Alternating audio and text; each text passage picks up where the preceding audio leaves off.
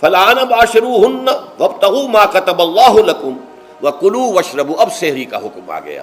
وکلوا واشربوا حتی یتبین لکم الخیط الابیض من الخیط الاسود من الفجر، اور کھاتے رہو اور پیتے رہو یہاں تک کہ تمہارے لیے فجر کے وقت کے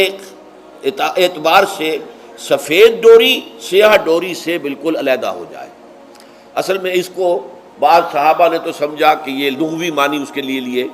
کہ آپ اپنے تکیے میں ایک سفید دھاگا رکھ لیا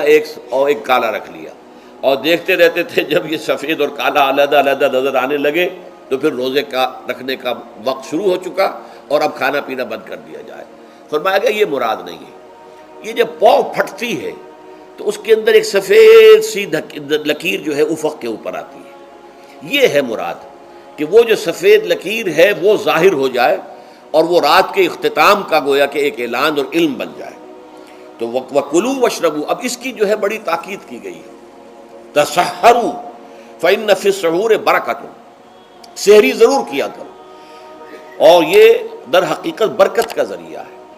یہ بھی آپ نے فرمایا ہمارے اور یہود کے روزے کے مابین جو فرق ہے وہ سحری ہے۔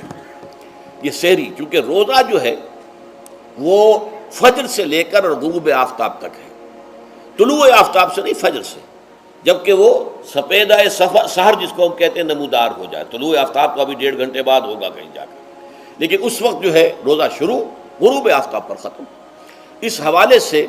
اس سے پہلے کھانا پینا، اور اس میں بھی فرمایا گیا کہ بعض لوگ بہت زیادہ احتیاط کرتے ہیں، وہ صحیح نہیں ہے،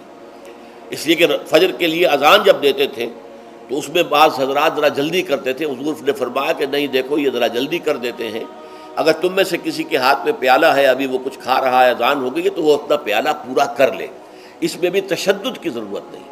جیسے کہ اس سے پہلے ہم پڑھ چکے یسروا ولا تعسروا یرید اللہ بکم اليسر ولا یرید بکم العسر، اللہ تمہارے ساتھ آسانی چاہتا ہے، سختی نہیں چاہتا۔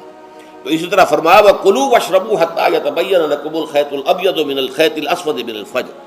ثُمَّ أَتِمُّوا الصِّيَامَ إِلَى اللَّيْلِ، پھر اب روزے کو پورا کرو رات تک۔ إِلَى اللَّيْلِ میں پھر بڑی بحثیں ہوئی ہیں۔ اس لفظ کی مناسبت سے اہل تشیع اس کے قائل ہیں کہ جبکہ خوب اندھیرا ہو جائے، لیکن اہل سنت کا اجماع ہے کہ غروب آفتاب اس سے مراد ہے، اس لیے کہ آغاز رات کا غروب آفتاب کے ساتھ ہے۔ اور اس میں بھی احادیث کے اندر آیا ہے کہ تعجیل کرنی چاہیے۔ بعض لوگ وہی جو میں نے عرض کیا کہ تقویٰ کے تحت جو ہے، جیسے کہ سفر میں بھی روزے رکھتے ہیں